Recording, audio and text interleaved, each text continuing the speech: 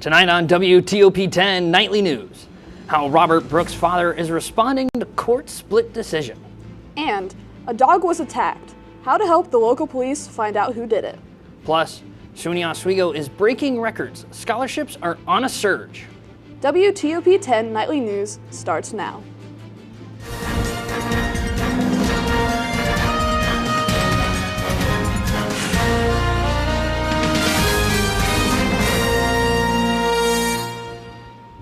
Good evening and thank you for joining us. I'm Josh Madison. And I'm Callie Grlico.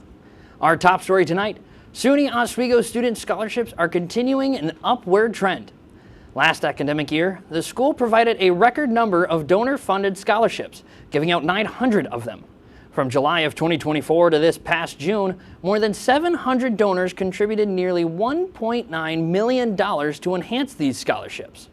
These contributions allowed a total of about $3 million to become available to help students across all majors pursue their dreams. Through the scholarships, the school is able to ease financial barriers and empower students in their pursuit of success. A strong empowerment can lead to even more opportunities for current and future Oswego Lakers. If you're looking to apply to any SUNY schools, now is the time.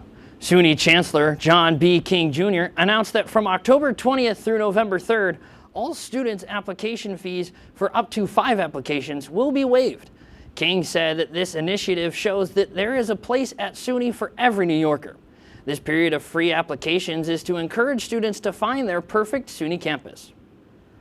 Now coming up at SUNY Oswego, the 21st Annual News Summit. Over to Sam Brewer with the story. Thanks, guys. Good evening. Tomorrow, SUNY Oswego hosts its 21st Annual Dr. Lewis B. O'Donnell Media Summit, a flagship event of the College of Communication, Media, and the Arts. This year's theme, The Evolution of an Idea, How to Nurture Creativity in the Digital Age, will be explored in a featured alumni panel beginning at 3 p.m. in the ballroom of the newly renovated Hewitt Hall. Panelists include Gabriel Almanzar of CBS News, Barry Glinner of Warner Bros. Discovery, and Kim Abendandolo of MSG Networks, with Michelle Garcia of NBC BLK Monitoring. Earlier in the day, alumni and industry guests will visit classes and engage with students sharing insight on creative, innovation, and media trends. After the panel, a Career Connectors Network event runs from 4:30 to 5:30 p.m. in Hewitt Hall's Collaborative Core. The event is a must-see for all media students.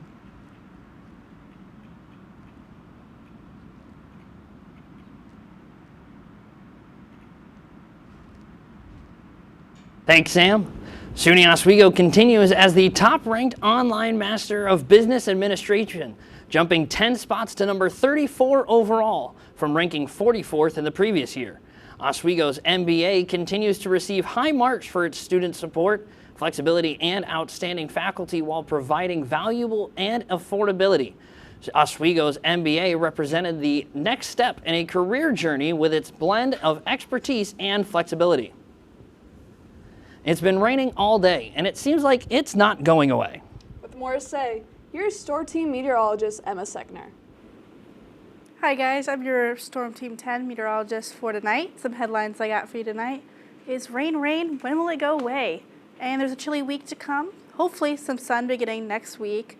And what can you expect next week when we're trick-or-treating? Back to the desk. Thank you, Emma. A new issue in Fulton has surfaced as a condo has been discovered not being billed for trash services for years. Former Common Councilor Ryan Taylor said he began investigating last year, noticing no trash outside the condo while other places did. One of the residents and current candidate for county legislature, James Hanlon, says that over the past 15 years, not one of the 16 owners were billed. And when they were, the residents paid no problem. Syracuse police are asking for the public's help to find out who stabbed a dog in the neck on Tuesday morning and left it to die. Police were called to the 500th block of East Willow Street, where they soon found a pit bull named Chance bleeding out. Nonprofit Q's Pit Crew is offering $2,500 reward to anyone who can provide tips leading the arrest of the person responsible. The 3 former Marcy Correctional Facility officers who were accused of murdering Robert Brooks were charged in Albany yesterday. Following the court's split decision, Robert Brooks' father speaks out. Natalie Calzutoni has more.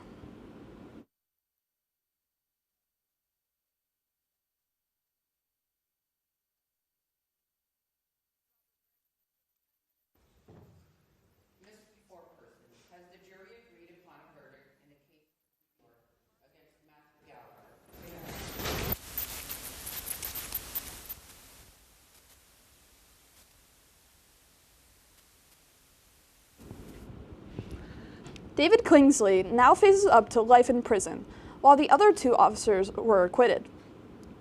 Still ahead tonight, the White House is under construction, and the future of SNAP benefits remain unclear.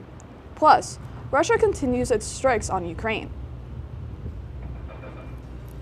When you look at the number of disasters in the U.S., chances are every area will deal with some kind of emergency in the next decade. And between school, sports, and social lives, chances are you won't be with your kids when it happens. Will they know what to do? Ready.gov/kids has the educational tools and information to make the conversation easy. When the time comes, chances are they'll feel prepared, not scared. So talk with your family today.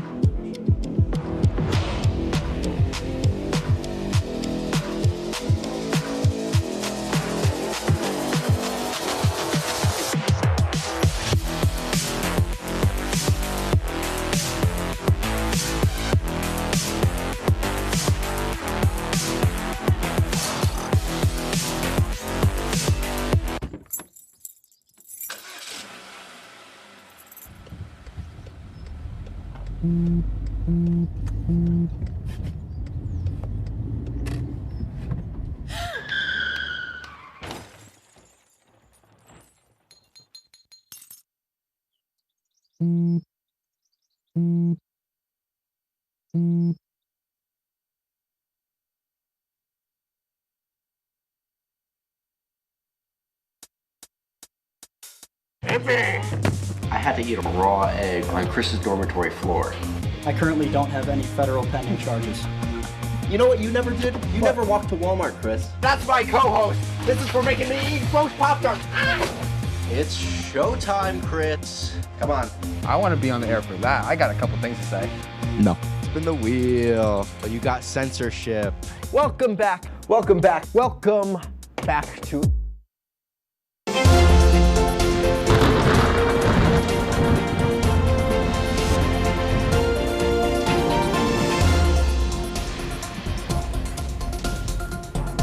Hi, welcome back.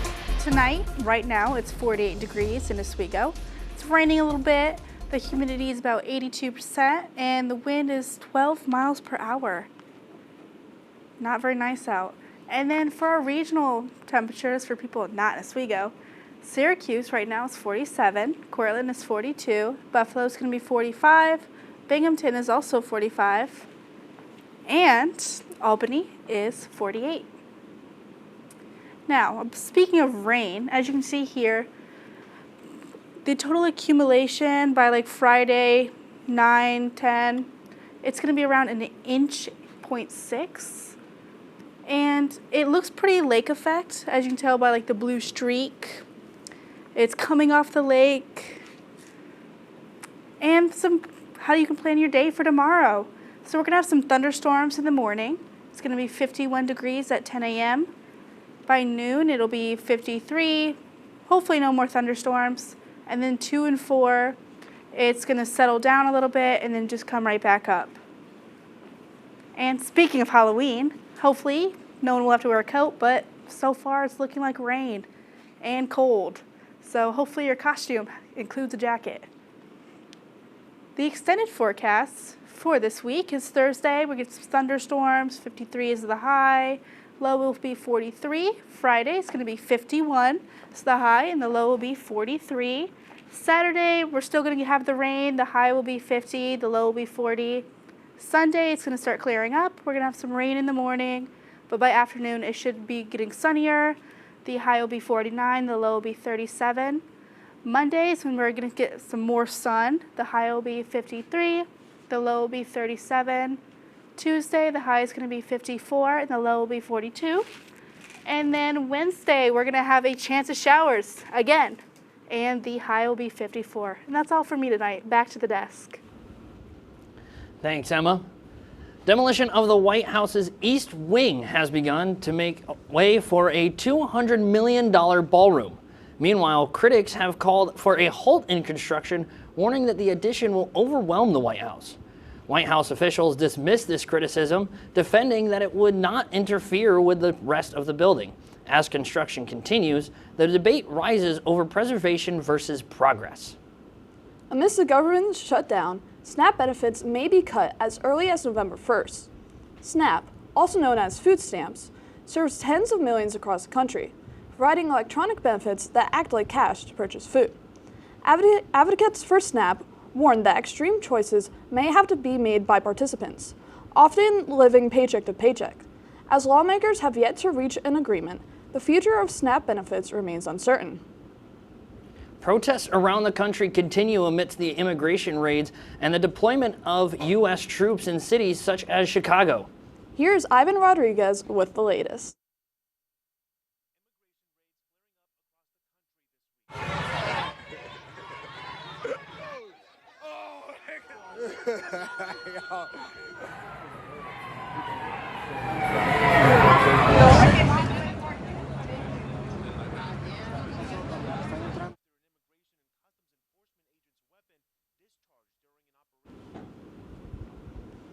Protests show no sign of slowing as ICE raids take place all over the country.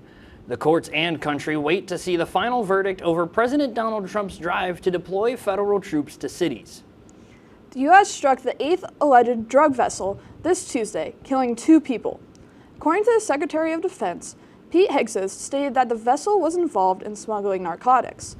This is the U.S. first strike to occur on the Pacific side of South America. So far, at least 34 people have been killed in U.S. strikes in an effort to keep narcotics out of the United States. Russia continues its aerial attacks on Ukraine, striking a kindergarten school, injuring 10 people, including a 5-year-old girl. Despite calls from President Donald Trump calling for a combat freeze, Russia continues to increase its aerial attacks. Russia has set a record of attacks, mainly targeting Ukrainian facilities on the front lines using drones and ballistic missiles. Firefighters managed to evacuate 48 children from the kindergarten.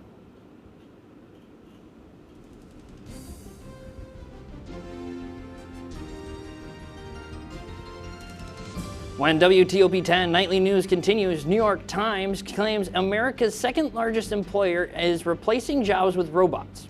And how a Toys R Us is preparing for the holidays.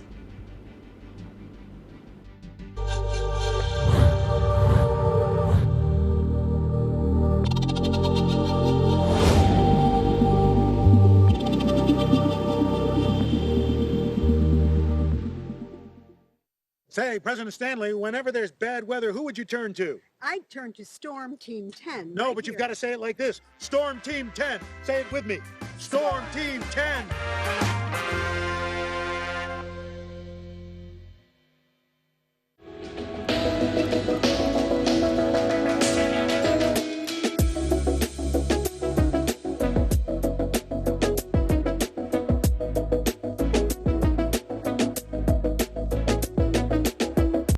If you like action, romance, sister, if you're watching this, and highbrow humor, surface is this. Floor. Minch did not legitimately put his head in the toilet. there's only one place to turn. No! Tune in to new episodes of Oh boy! only on WTOP.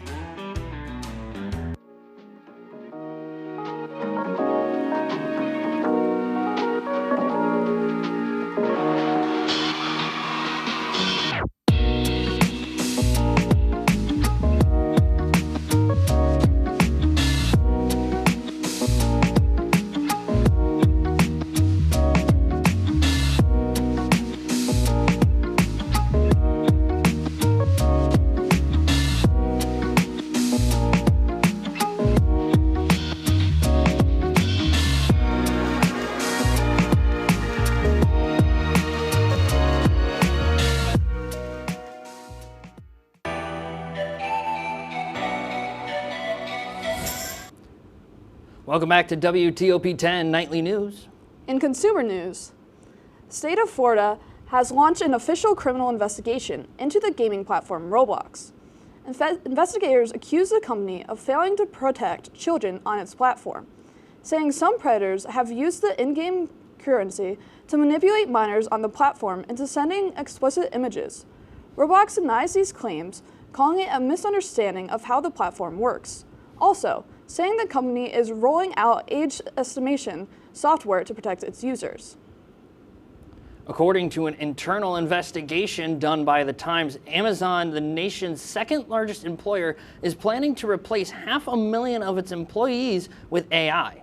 The company believes that the AI investments would make it possible to avoid hiring 600,000 people it would need without the use of AI by 2033. In a statement, the company claims the documents The Times used were incomplete and not accurate to its hiring strategies. Toys R Us announced it will open more than 30 new stores throughout the United States. 8 of will be flagship stores, and more than 20 will be temporary during the holiday season.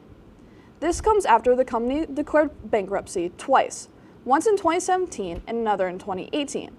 It currently has 1 flagship location open since 2023 in Minnesota Mall of America. Interest in seasonal jobs is surging this year. However, the number of jobs available won't meet the demand. Karen Kefu is in Washington, D.C. to look at what job hunters need to know, as well as for the entire economy.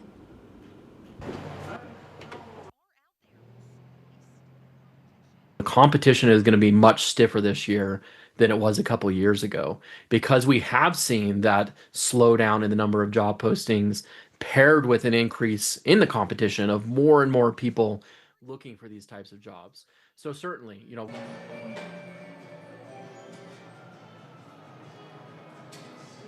temporary jobs in some ways are different than what we see in full-time and other jobs in the economy, but in other ways they're also very much the same, right? So we're seeing a lot of the broader trends in the labor market being reflected in this year's holiday hiring.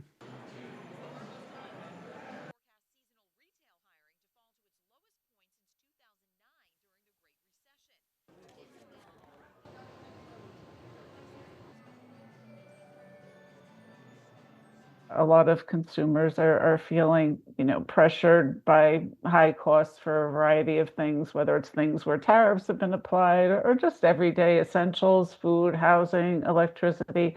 So retailers seem to be taking a cautious approach.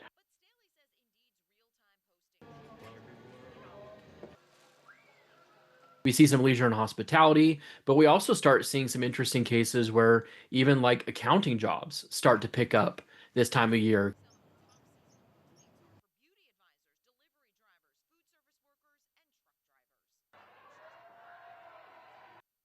If you're looking for a holiday job this winter, look at sites such as Indeed and Handshake.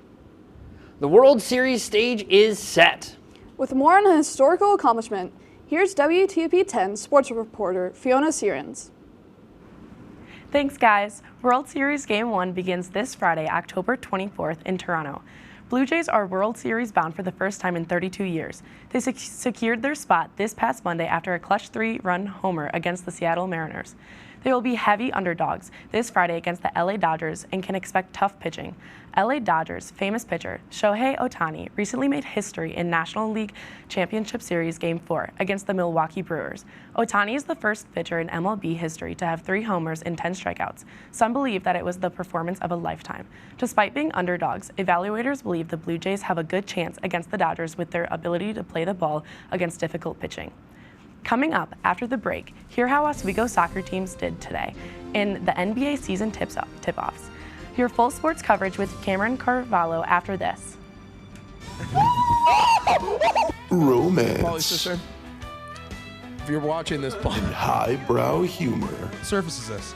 Floor. Minch did not legitimately put his head in the toilet. There's only one place to turn. No! Tune in to new episodes of Oh boy! Only on WTOP. look at the number of disasters in the U.S., chances are every area will deal with some kind of emergency in the next decade. And between school, sports, and social lives, chances are you won't be with your kids when it happens. Will they know what to do?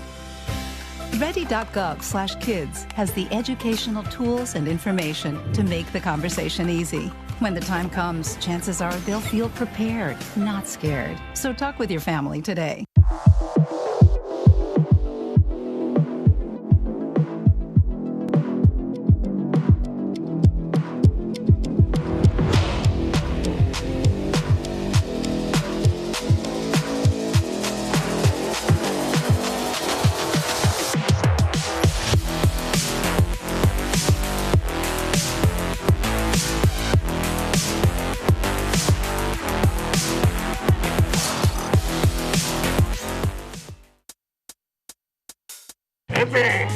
I had to eat a raw egg on Chris's dormitory floor. I currently don't have any federal pending charges. You know what you never did? You never walked to Walmart, Chris. That's my co-host. This is for making me eat roast Pop-Tarts. It's showtime, Chris. Come on. I want to be on the air for that. I got a couple things to say. No. Spin the wheel. But you got censorship. Welcome back. Welcome back. Welcome back to.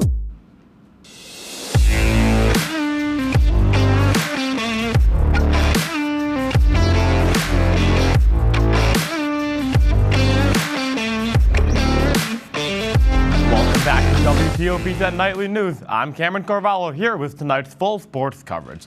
The SUNY Oswego women's soccer team took on the Buffalo State Bengals today on the road and came out of the contest with a 1-1 draw. The Bengals got in the board first in the 20th minute and remained in the lead until Amber McDermott's 80th minute shot into the top left corner of the goal from Kyla Sustad's pass tied it at 1-1. The result moves the Lakers to 6-4-5 on the season and 5th place in the SUNYAC. The team will next play at home this Saturday versus Fredonia at 1 p.m. for Senior Day. The men's soccer team had the same opponent at home but did not come away with the same result, losing to the Bengals by a score of 4-1. Tajay Ellis netted the only goal of the game for the Lakers, and the game was tied at 1-1 until the 80th minute, until the Bengals rattled off 3 goals in 7 minutes to take the win. The result drops Oswego to 3-7-5 on the year and 7th place in the SUNYAC. The team next plays Fredonia on the road this Saturday at 1 p.m. Week 8 of the NFL kicks off tomorrow night with the Minnesota Vikings traveling to SoFi Stadium to take on the Los Angeles Chargers. The Vikings are coming off a 6-point loss to the Eagles in which backup quarterback and Week 8 starter Carson Wentz threw 2 interceptions, including a pick 6. The Chargers are coming off a 14-point loss to the Red Hot Colts as the defense surrendered 38 points to Daniel Jones, and Jonathan Taylor had his third 3-touchdown outing of the season. Both teams are looking to get back some key offensive linemen and linebackers for the game, as both teams desperately need help in those areas. The Chargers are favored by 3.5 points, and the over-under is set at 44.5. The 2025-2026 NBA season is officially underway, with all teams besides 2 playing tonight or yesterday. Some of the most enticing matchups include a high-level duel between Cleveland and New York. New York currently leading that one 101-91 in the 4th quarter, as well as a battle between the alien Victor Wembanyama's Spurs and #1 overall picked Cooper Flagg's Dallas Mavericks. That one will get underway shortly. Yesterday saw 2 games, including the Golden State Warriors defeating the Los Angeles Lakers by 10. Fueled by Jimmy Butler's 31 points, the team effort was enough to knock off Luka Doncic's 43-point effort for LA. The other game was another high-level duel between the defending champion Oklahoma City Thunder and the Houston Rockets. Let's get into how that one went down in OKC. We start off here with AJ Mitchell feeding Chet Holmgren in the post for the and-one layup. Holmgren would dominate the first part of this game, and here he's going to hit a 3-pointer. He finishes with 28 points in this one, the primary start of OKC's offense in the first half. Here's Kevin Durant, booed mercilessly by the crowd as he returns to his former team, hits that mid-range jumper over Lou Dort. Interesting end to the first half here as AJ Mitchell runs down the court and hits this crazy 3-pointer while being fouled, a significant momentum swap as we go into the half. Man of the match of the game for Houston, it's Alperen Sengun, 39 points on the day. There he drains the 3-pointer. The MVP SGA in his bag. They're crossing up Jabari Smith for the late jumper. Here comes Sengun again, backing down Alex Caruso. Caruso just too small, cannot guard Houston's big man. Now SGA, with time running down, he hits the jumper over Amen Thompson to send this one to overtime. An absolutely clutch play as usual for the reigning MVP. Now SGA hits a three-pointer. It looks like the Thunder are going to get away with this one, but not to be matched by Sengun. Better defense on this one by Caruso, but Sengun grabs his own rebound and throws down the putback dunk. We are going into double overtime. The same man for Houston now hits the Euro step into the hoop. Houston up one. SGA with the ball again in the winding seconds. And what does he do? Draw the foul. The foul merchant himself gets himself to the free throw line, makes both free throws. OKC wins this 1-1. What a way to start off this NBA season. Thank you, Cameron. Stick around for more news. When you look at the number of disasters in the U.S., chances are every area will deal with some kind of emergency in the next decade. And between school, sports, and social lives, chances are you won't be with your kids when it happens. Will they know what to do? Ready.gov/kids has the educational tools and information to make the conversation easy. When the time comes, chances are they'll feel prepared, not scared. So talk with your family today.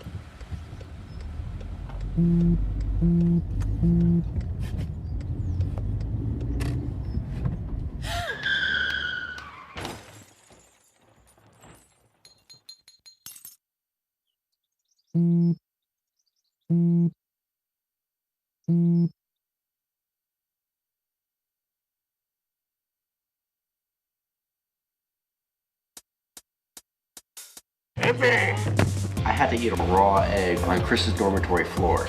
I currently don't have any federal pending charges. You know what you never did? You never walked to Walmart, Chris. That's my co-host. This is for making me eat roast Pop-Tarts. It's showtime, Chris. Come on. I want to be on the air for that. I got a couple things to say. No. Spin the wheel. Oh, you got censorship. Welcome back. Welcome back. Welcome back to... Scientists may have come up with an out-of-this-world discovery. New research shows a mysterious glow in our galaxy might come from dark matter. That's an invisible form of matter believed to be 5 times more abundant than regular matter. Tests from supercomputers show collisions of dark matter might be responsible for the illumination. Despite extensive research, scientists have yet to observe dark matter directly, which is how its name evolved.